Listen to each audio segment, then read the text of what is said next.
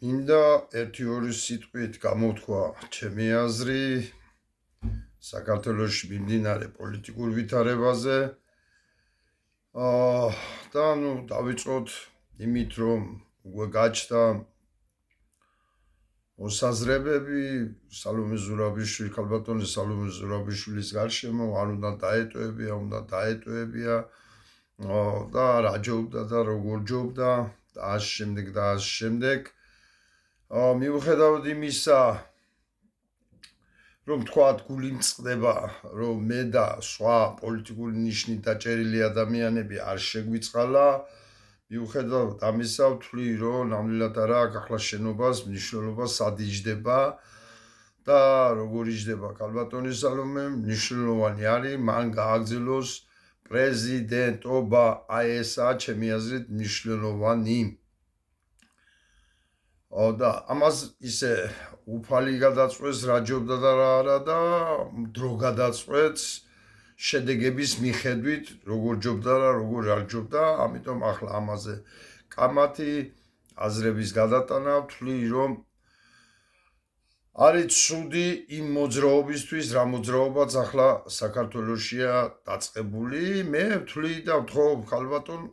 სალომე ზურაბიშვილს, რომ მან გააგრძელოს პრეზიდენტობა. პირველ რიგში დღესვე შეუძლია ის კანონი, რომელიც ახლა ყაველაშვილმა გუში ხელი მოაწერა და ამოქვა და იმ დრაკონულ საჯარო მოხელეებზე, პოლიციელ დაჭერას და ასე შემდეგ, მან უნდა დღეს შეიტანოს მასში შესწორებები და დე-ფაქტო პარლამენტს უნდა დაუბრუნოს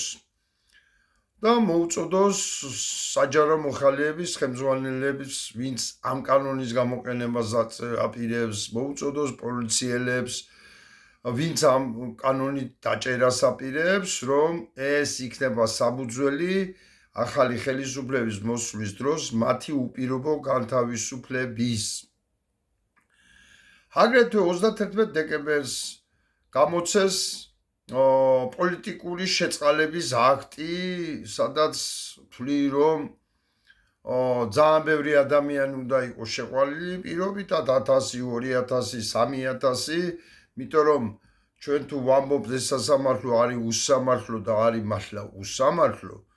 მაშინ ყველა ამ სასამართლოს მიერ გასამართლებული ადამიანი არის პოლიტიკური ნიშნით და შერჩეული, დაჟილი და შედარებითი სამართლის მსხვერპლია და აუცილებლად ყველას უნდა